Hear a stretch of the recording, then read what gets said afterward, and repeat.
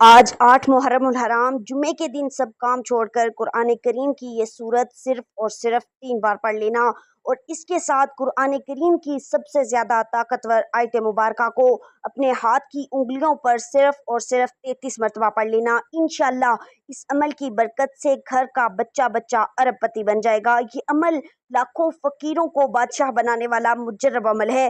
تنگ دست کو خوشحال، بیمار کو صحت مند، غریب کو امیر اور فاقہ کش کو بادشاہ بنانے والا، شہنشاہ بنانے والا عمل ہے۔ یہ عمل جب آج 8 محرم جمعۃ المبارک کے بابرکت دن میں کیا جاتا ہے تو اس کے نتائج ہزاروں گنا بڑھ جاتے ہیں۔ یاد رکھیں کہ ایسا موقع کئی سال میں صرف 1 مرتبہ ہی ملتا ہے، اس لیے آج 8 محرم دوسرے جمعۃ المبارک کے بابرکت دن قرآن کریم کی یہ سورت صرف اور صرف 3 مرتبہ ضرور پڑھ لینا اور اس کے ساتھ قرآن کریم کی یہ آیت مبارکہ 33 مرتبہ لازمی پڑھ لینا۔ اللہ والو، یہ وظیفہ بہت زیادہ طاقتور اور مجرب ترین وظیفہ ہے اور یہ جمعے کے دن کا سب سے خاص عمل ہے۔ آج کے دن جو شخص بھی قرآن کریم کی یہ سورہ مبارکہ صرف اور صرف 3 مرتبہ پڑھ لے گا، اللہ تبارک و تعالیٰ اس شخص کے مال میں اتنی برکت ڈالے گا کہ وہ خود بھی حیران رہ جائے گا۔ اللہ پاک اس شخص کو غیب سے روزی عطا فرمائے گا، غیب سے رزق ملے گا۔ قرآن پاک کی تقدیروں کو بدلنے والی یہ سورہ مبارکہ بے حد برکتوں والی سورہ مبارکہ ہے۔ اللہ تبارک و تعالیٰ نے اس سورہ مبارکہ میں بہت زیادہ برکت اور شفا رکھی ہے۔ بس آپ نے آج 8 محرم الحرام دوسرے جمعے کے بڑے دن یہ قرآن کریم کی سورت صرف اور صرف 3 مرتبہ پڑھ لینی ہے۔ بسم اللہ الرحمن الرحیم۔ السلام علیکم محترم ناظرین۔ حضرت علی شیر خدا رضی اللہ تعالیٰ عنہ نے یمن میں اپنے نمائندے کو خط لکھا اور اس سے درخواست کی کہ لوگوں کے ساتھ عدل و انصاف سے پیش آئے اور آخر میں اسے یہ کام سونپا کہ 10 لائق ترین اور اپنے بااعتماد افراد کو ایک خاص کام کے لیے حضرت علی رضی اللہ تعالیٰ عنہ کے پاس بھیجے۔ اس نے 100 لوگوں کو منتخب کیا اور پھر ان میں سے ان 10 لوگوں کا انتخاب کیا جو اخلاق و کردار میں سب سے افضل تھے۔ ان 10 لوگوں میں عبد الرحمن ابن ملجم مرادی بھی شامل تھا اور یہ 10 لوگ حضرت علی کرم اللہ وجہ الکریم کے پاس پہنچے۔ ابن ملجم جو کہ شجاع اور فصیح و بلیغ تھا، اس کو ان لوگوں نے اپنا سخن گو بنایا تاکہ حضرت علی رضی اللہ تعالیٰ عنہ سے گفتگو کرے اور مدح میں اس نے جو خود سے اشعار کہے تھے وہ پڑھے۔ اس کی تمام باتوں میں ایک بات یہ تھی کہ ہم فخر کرتے ہیں، آپ فرمان دیں، ہم سب غلامی کریں گے اور ہماری تلواریں آپ کے دشمنوں کے لیے آمادہ ہیں۔ امیر المؤمنین حضرت علی رضی اللہ تعالیٰ عنہ نے اس کو بعد میں اپنے پاس بلایا اور دریافت فرمایا کہ تمہارا نام کیا ہے؟ اس نے کہا عبد الرحمن۔ حضرت علی رضی اللہ تعالیٰ عنہ نے فرمایا کہ تمہارے باپ کا کیا نام ہے؟ تو اس نے جواب دیا کہ ملجم۔ حضرت علی رضی اللہ تعالیٰ عنہ نے پوچھا کہ کس قبیلے سے ہو؟ کہا مراد سے۔ پھر حضرت علی رضی اللہ تعالیٰ عنہ نے اس سے 3 مرتبہ کہا کیا تم مرادی ہو؟ کیا تم مرادی ہو؟ کیا تم مرادی ہو؟ ابن ملجم نے کہا جی ہاں اے امیر المومنین۔ اسی وقت حضرت علی رضی اللہ تعالیٰ عنہ نے زبان پر کلمہ ترجیح جاری کیا، انا للہ و انا الیہ راجعون۔ ابن ملجم صفین و نہروان کی جنگوں میں حضرت علی رضی اللہ تعالیٰ عنہ کے ساتھ ساتھ تھا۔ جب لشکر اسلام نے خوارج پر غلبہ حاصل کیا تو ابن ملجم نے کہا اے امیر المؤمنین، مجھے اجازت دیں تاکہ میں آپ سے پہلے کوفہ جا کر آپ کی فتح و کامیابی کی خوشخبری کوفہ والوں کو دے سکوں۔ اس پر حضرت علی رضی اللہ تعالیٰ عنہ نے دریافت فرمایا کہ تمہارا مقصد اس کام سے کیا ہے؟ اس نے کہا کہ میں چاہتا ہوں کہ اللہ مجھ سے راضی ہو جائے کہ حضرت علی رضی اللہ تعالیٰ عنہ کی کامیابی سے لوگوں کو خوشحال کروں۔ حضرت علی رضی اللہ تعالیٰ عنہ نے اجازت دی اور اس نے ایک جھنڈا اپنے ہاتھ میں لیا اور کوفے کی جانب روانہ ہو گیا۔ شہر کے اندر داخل ہوا تو بشارت بشارت کی فریاد شہر میں گونجی اور اس طرح سے وہ گلیوں میں سے گزر رہا تھا کہ قدامہ کے گھر کے پاس پہنچا۔ یہ بہت ہی خوبصورت، حسین و جمیل اور دولت مند خاتون تھی، لیکن بدکار اور فاحشہ عورت تھی۔ طبقات الکبریٰ جلد 3 صفحہ نمبر 35 پر ابن سعد لکھتے ہیں کہ جب قدامہ نے حضرت علی رضی اللہ تعالیٰ عنہ کی فتح کی خبر سنی تو ابن ملجم کو پکارا تاکہ وہ اپنے باپ اور بھائی کے بارے میں اس سے دریافت کر سکے۔ قدامہ اسے اپنے گھر لے گئی، عزت و احترام دیا، مہمان نوازی کی، جبکہ ابن ملجم پہلی ہی نگاہ میں اس عورت کا عاشق ہو گیا تھا اور اپنے دین و ایمان کو اس کے ہاتھوں میں فروخت کر دیا۔ قدامہ نے اپنے باپ اور بھائی کے بارے میں پوچھا جو کہ خوارج کے سپاہیوں میں سے تھے۔ ابن ملجم نے بتایا کہ وہ سب جنگ میں ہلاک ہو گئے۔ یہ خبر سنتے ہی وہ عورت رونے لگی۔ ابن ملجم یہ خبر اس عورت کو سنانے پر پشیمان ہوا۔ قدامہ تھوڑی دیر بعد اٹھی اور دوسرے کمرے میں گئی، اپنے آپ کو آرائش و زینت سے سنوارا اور واپس آئی۔ اس کو دیکھتے ہی ابن ملجم کا دل لرز گیا۔ ابن ملجم شہوت نفسانی میں پوری طرح سے غرق ہو چکا تھا اور اپنے اختیار کو ہاتھ سے دھے بیٹھا۔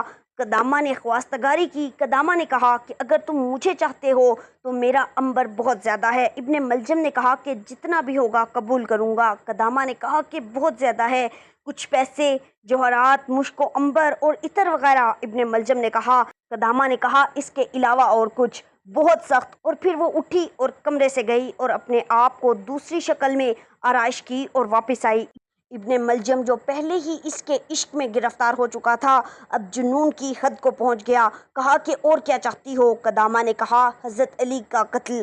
ابن ملجم ایک دم لرز اٹھا اور پریشان ہوا۔ اس سے اگلے دن ابن ملجم کو اطلاع ملی کہ یمن میں اس کا باپ اور چچا مارے گئے ہیں اور اب وہ اپنے باپ اور چچا کی وراثت کا اکیلا مالک ہے۔ یہ سنتے ہی ابن ملجم یمن روانہ ہوا تاکہ بے تحاشا دولت لا کر قدامہ کے قدموں میں ڈال سکے۔ وہاں پہنچ کر اس نے سب جائیدادوں کو فروخت کیا اور تمام مال و دولت لے کر چل پڑا۔ راستے میں اسے ڈاکوؤں نے لوٹ لیا اور وہ سارا مال لے اڑے۔ ابن ملجم جنگل میں سرگرداں تھا، لیکن تھوڑی دیر بعد ایک قافلے سے جا ملا اور ان کے ساتھ ہم سفر ہو گیا۔ اس قافلے میں وہ دو لوگوں کا دوست بن گیا۔ ان دونوں کا تعلق خوارج سے تھا۔ ان لوگوں نے کہا کہ ہم نے عہد کیا ہے کہ ہم علی، معاویہ اور عمرو العاص کو قتل کریں گے۔ اس گروہ کا نظریہ یہ تھا کہ یہ تینوں مسلمانوں کے درمیان اختلاف کا سبب ہیں۔ چنانچہ عبد الرحمن ان لوگوں کی باتوں میں آ گیا، کیونکہ اس نے سوچا کہ اگر وہ ان لوگوں کی باتوں کو مان لے تو اسے قدامہ کی خوبصورتی میسر آ سکتی ہے۔ یوں اس نے قبول کیا کہ وہ حضرت علی کو شہید کرے گا۔ وہ کوفہ پہنچا اور سیدھا قدامہ کے گھر گیا اور فحاشہ اور خود فروش عورت اس کے لیے شراب لائی، اسے اپنے حسن و جمال سے خوب لبھایا اور حضرت علی رضی اللہ تعالی عنہ کو قتل کرنے کے لیے ابھارا۔ مسجد کوفہ میں داماد رسول صلی اللہ علیہ وسلم حضرت علی شیر خدا رضی اللہ تعالی عنہ پر وار کیا اور تلوار سے ایسا زخم لگایا جس کے اثر سے 2 روز بعد جانشین رسول خدا صلی اللہ علیہ وسلم شہید ہو گئے۔ کوفہ میں قہرام مچ گیا۔ ابن ملجم کو گرفتار کر لیا گیا۔ حضرت حسن رضی اللہ تعالیٰ عنہ اپنے والد محترم حضرت علی رضی اللہ تعالیٰ عنہ کو نجف اشراف میں دفنا کر کوفہ واپس آئے تو حضرت علی رضی اللہ تعالیٰ عنہ سے پیار کرنے والوں نے حضرت امام حسن رضی اللہ تعالیٰ عنہ کو ممبر پر بیٹھ کر خطبہ دینے کے لیے کہا۔ حضرت امام حسن رضی اللہ تعالیٰ عنہ ممبر پر تشریف فرما ہوئے اور امام صاحب اس قدر غمگین تھے کہ آپ سے بولا بھی نہیں جا رہا تھا۔ حضرت امام حسن رضی اللہ تعالیٰ عنہ کچھ دیر بعد جب تھوڑے سے پرسکون ہوئے تو آپ رضی اللہ تعالیٰ عنہ کھڑے ہو کر بڑے جوش سے ایک خطبہ دیا۔ خطبے کے بعد آپ نے حکم دیا کہ عبد الرحمن ابن ملجم کو حاضر کیا جائے۔ جب عبد الرحمن ابن ملجم پیش ہوا تو حضرت امام حسن رضی اللہ تعالیٰ عنہ نے اپنے والد حضرت علی رضی اللہ تعالیٰ عنہ کی وصیت کے مطابق عبد الرحمن ابن ملجم پر ایک خاصی ضرب لگائی۔ ابن ملجم ضرب لگنے سے جہنم رسید ہو گیا۔ ابن بطوطہ لکھتے ہیں کہ کوفے کے سفر کے دوران کوفہ کے مغرب میں ایک مکمل سفید زمین کے درمیان ایک نہایت ہی کالا ٹکڑا دیکھا، اور جب میں نے تجسس کی حالت میں سوال کیا اور اس کے بارے میں تحقیق کی تو اس علاقے کے ایک مکین نے جواب دیا کہ یہ حصہ حضرت علی رضی اللہ تعالیٰ عنہ کے قاتل ابن ملجم کی قبر ہے، اور اہل کوفہ کی یہ رسم چلی آ رہی ہے کہ ہر سال یہاں لکڑیاں جمع کر کے 7 دن تک ان لکڑیوں کو جلاتے ہیں۔ اس وجہ سے زمین کا یہ حصہ کالا ہو چکا ہے۔ اللہ والو، 750 عیسوی بنو امیہ کی حکومت کا تخت بنو عباس نے الٹ دیا۔ بنو امیہ کا آخری حکمران مروان ثانی ایک نہایت سست اور ڈرپوک حکمران تھا جس نے ابو مسلم خراسانی کے ہاتھوں شکست کھائی، اور یوں بنو عباس کی حکمرانی شروع ہوئی۔ تاریخ کی کتابوں میں درج ہے کہ ابو مسلم خراسانی نے ابو عباس کے ابو جعفر المنصور اور ان کے بھائی ابو العباس الصفاح کو حکمرانی سونپ دی، اور اس طرح بنو عباس کے پہلے حکمران ابو العباس نے آتے ہی بنو امیہ کا نام و نشان مٹانے کی قسم کھائی، بہت سے لوگوں کو قتل کر دیا اور کربلا کے واقعے میں ملوث تمام کرداروں کی قبریں تک کھود دی گئیں۔ ان سب کو قبر سے نکال کر سولی پر لٹکا دیا گیا۔ تاریخ میں لکھا ہے کہ کوفے میں موجود ابن ملجم کی قبر کو بھی کھودا گیا، لیکن اس قبر میں اسلحے اور سانپوں کے علاوہ کچھ نہ تھا۔ اس پورے واقعے سے یہ معلوم ہوتا ہے کہ جس طرح قابیل نے ایک عورت کے عشق میں مبتلا ہو کر اپنے سگے بھائی حابیل کو قتل کر ڈالا تھا، اسی طرح عبد الرحمن ابن ملجم نے قدامہ کے عشق میں داماد رسول اور خلیفہ راشد کو سازش کے ذریعے شہید کر دیا۔ حضرت علی رضی اللہ تعالیٰ عنہ کی شہادت سے عالم اسلام میں جو خلا پیدا ہوا وہ تا قیامت نہیں بھر سکے گا۔ اللہ والو، آج 8 محرم الحرام جمعے کے دن جو شخص بھی قرآن پاک کی یہ سورہ مبارکہ پڑھتا ہے، صرف اور صرف 3 بار پڑھ لے گا تو اللہ تبارک و تعالیٰ اس شخص کو اتنا رزق اور دولت عطا فرمائے گا کہ وہ خود حیران رہ جائے گا۔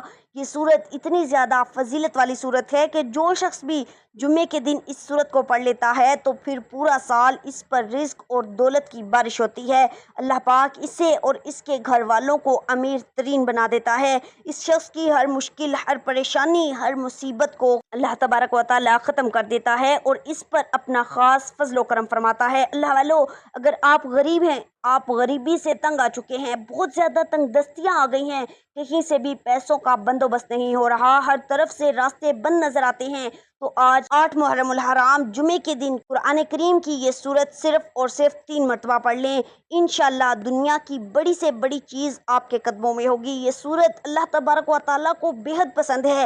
عرش کے بڑے بڑے فرشتے اس سورہ مبارکہ کو پسند کرتے ہیں۔ جو شخص بھی یہ سورت پڑھتا ہے تو عرش کے بڑے بڑے فرشتے اس کو سلام کرتے ہیں۔ اللہ ایسے انسان سے راضی ہو جاتا ہے اور اس کی بخشش و مغفرت فرما دیتا ہے۔ وقت کی نزاکت کو مد نظر رکھتے ہوئے چلتے ہیں آج کے اس بابرکت عمل کی طرف، اور اب بتاتے ہیں آپ کو کہ وہ کون سی سورہ مبارکہ ہے اور آج کے دن اس بابرکت عمل کو، اس بابرکت وظیفے کو آپ نے کس طرح کرنا ہے۔ اللہ والو، آپ یہ عمل جمعے کے دن کسی بھی وقت کر سکتے ہیں۔ آپ چاہیں تو جمعے کی نماز سے پہلے اس عمل کو کریں اور چاہیں تو نماز کے بعد اس وظیفے کو کر لیں، یعنی کوئی بھی خاص وقت اس کے لیے درکار نہیں، نہ کوئی وقت کی قید ہے، نہ کوئی جگہ کی پابندی۔ آپ جب جہاں جیسے چاہیں اس وظیفے کو کر سکتے ہیں۔ آپ نے سب سے پہلے باوضو ہو جانا ہے اور اس کے بعد کسی پاک جگہ پر بیٹھ کر، اس کے بعد کسی پاک اور صاف جگہ پر مصلی پر بیٹھ جانا ہے۔ سب سے پہلے آپ نے نبی کریم رؤوف الرحیم صلی اللہ علیہ وسلم پر درود و سلام بھیجنا ہے۔ آپ نے 7 مرتبہ درود ابراہیمی پڑھنا ہے، یعنی جو درود پاک نماز میں پڑھا جاتا ہے، آپ نے وہی درود 7 مرتبہ پڑھنا ہے، کیونکہ درود ابراہیمی سب درودوں میں سے افضل درود ہے اور نبی پاک صلی اللہ علیہ وسلم کا پسندیدہ درود ہے۔ ایک بار ثواب کی نیت سے میرے ساتھ پڑھ لیجئے۔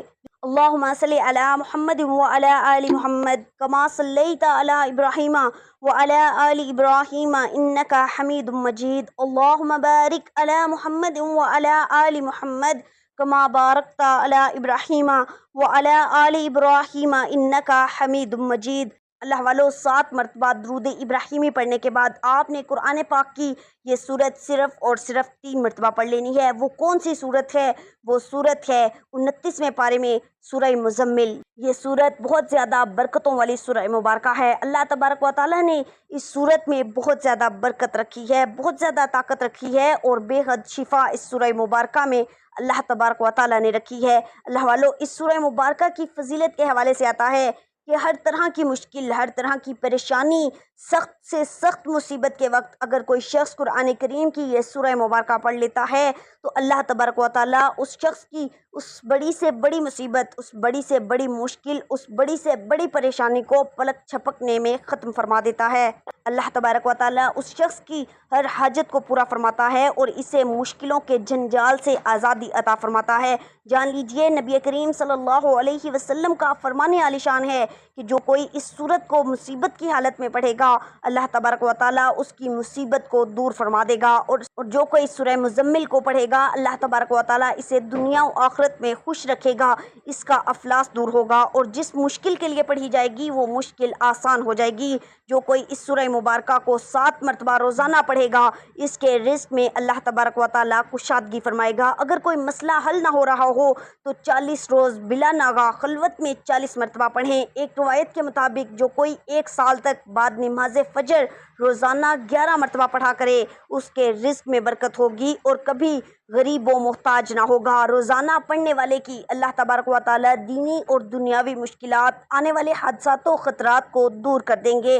اگر سورہ مزمل کو پڑھ کر حاکم کے سامنے پیش ہوں تو حاکم مہربان ہوگا۔ ہر روز بعد نماز عشاء 11 مرتبہ سورہ مزمل کی باقاعدگی سے تلاوت کرنا فراغت دینی اور دنیاوی کے لیے بہت مجرب ہے۔ یہ وہ سورہ مبارکہ ہے کہ جو عرش والوں میں بہت زیادہ مشہور و مقبول ہے۔ عرش والے اس سورت کو بہت زیادہ پسند کرتے ہیں۔ اس سورت کو پڑھتے ہی آپ کے سارے بند راستے کھل جائیں گے۔ آپ کی جو بھی بندشیں ہوں گی، آپ کی جو بھی بڑی سے بڑی مشکلات ہوں گی، انشاءاللہ پلک چھپکتے ہی ختم ہو جائیں گی۔ اب اللہ والو، آپ نے اس سورہ مبارکہ کو 3 مرتبہ پڑھ لینا ہے۔ اس کے بعد آپ نے قرآن کریم کی یہ آیت مبارکہ اپنے ہاتھ کی انگلیوں پر صرف اور صرف 33 مرتبہ پڑھ لینی ہے۔ وہ بابرکت آیت مبارکہ یہ ہے: حسبنا اللہ و نعم الوکیل، حسبنا اللہ و نعم الوکیل۔ آپ نے اس کو کس طرح پڑھنا ہے؟ حسبنا اللہ و نعم الوکیل ایک بار ہو گیا، حسبنا اللہ و نعم الوکیل 2 بار ہو گیا، حسبنا اللہ و نعم الوکیل 3 بار ہو گیا۔ اسی طرح آپ نے آیت مبارکہ کو ہاتھ کی انگلیوں پر پڑھ لیں یا تسبیح کے دانوں پر آپ نے صرف اور صرف 33 مرتبہ پڑھنا ہے۔ یہ آیت مبارکہ بہت زیادہ طاقتور آیت ہے۔ حضرت ابن عباس رضی اللہ تعالی عنہ کا بیان ہے کہ حسبنا اللہ و نعم الوکیل کا کلمہ حضرت ابراہیم علیہ السلام نے اس وقت کہا تھا جب انہیں آگ میں ڈالا گیا تو اللہ تبارک و تعالیٰ نے آگ کو ٹھنڈا کیا اور سلامتی والا بنا دیا، اور یہی کلمہ حضرت محمد مصطفیٰ صلی اللہ علیہ وسلم نے اس وقت کہا تھا جب لوگوں نے کہا کہ کفار نے آپ کے مقابلے میں لشکر جرار تیار کیا ہے تو ان سے ڈرو، مگر اس سے آپ کے ایمان میں اور بھی اضافہ ہو گیا، اور آپ نے فرمایا کہ ہمیں اللہ کافی ہے اور وہ بہت اچھا کارساز ہے۔ اب عمل کیا ہے؟ آپ ایک مرتبہ دوبارہ سن لیں۔ آپ نے سب سے پہلے 7 مرتبہ درود ابراہیمی پڑھنا ہے۔ اس کے بعد آپ نے 3 مرتبہ سورہ مزمل کو پڑھنا ہے۔ اس کے بعد آپ نے قرآن کریم کی یہ آیت مبارکہ حسبنا اللہ و نعم الوکیل کو اپنے ہاتھ کی انگلیوں پر یا تسبیح کے دانوں پر صرف اور صرف 33 مرتبہ پڑھ لینا ہے۔ اس کے بعد آخر میں آپ نے دوبارہ سے درود ابراہیمی کو 7 مرتبہ پڑھنا ہے۔ اس طرح آپ کا یہ عمل مکمل ہو گیا۔ یہ وظیفہ، یہ عمل اتنا برکتوں والا وظیفہ ہے کہ اگر کوئی شخص 8 محرم الحرام جمعے کے بابرکت دن اس عمل کو کرتا ہے تو پھر اس کی قسمت کو 4 چاند لگ جائیں گے، اس بندے کی تقدیر بدل جائے گی۔ اللہ تبارک و تعالیٰ اس شخص کو بھی اور اس کے گھر والوں کو بھی امیر ترین بنا دے گا، اتنا رزق اور مال و دولت عطا کرے گا کہ وہ شخص خود حیران رہ جائے گا۔ اللہ تبارک و تعالیٰ اس شخص کے لیے رزق اور دولت کے سارے دروازے کھول دے گا اور اس شخص پر اپنا خاص فضل و کرم فرمائے گا۔ اللہ تبارک و تعالیٰ اس سورت کو پڑھنے والے کو اپنے ڈھیروں رحمتوں اور برکتوں سے نوازتا ہے۔ آپ محرم الحرام کے دوسرے جمعے میں اس خاص سورہ مبارکہ کا یہ خاص وظیفہ لازمی کیجیے گا۔ انشاءاللہ اللہ تبارک و تعالیٰ آپ کے حالات کو فوراً بدل دے گا۔ اللہ تبارک و تعالیٰ سے دعا ہے کہ نیکی کی بات کو سننے، سمجھنے اور اس پر عمل کرنے کی طاقت و توفیق عطا فرمائے۔ میرا سنانا اور آپ کا سننا اپنی پاک اور بلند بارگاہ میں قبول و منظور فرمائے۔ اللہ تعالیٰ آپ سب کو خوش اور آباد رکھے، ہمیشہ ہنستے اور مسکراتے رہیے۔ آخر میں آپ سے گزارش ہے کہ اللہ تعالیٰ کے 99 ناموں میں سے ایک نام اپنے رزق میں برکت اور وسعت کے لیے کمنٹس میں ضرور ٹائپ کیجیے گا۔ ملتے ہیں ایک اور وظیفے کے ساتھ، تب تک کے لیے اپنا بہت سارا خیال رکھیے گا اور اپنے اس چینل کا بھی۔ اللہ نگہبان۔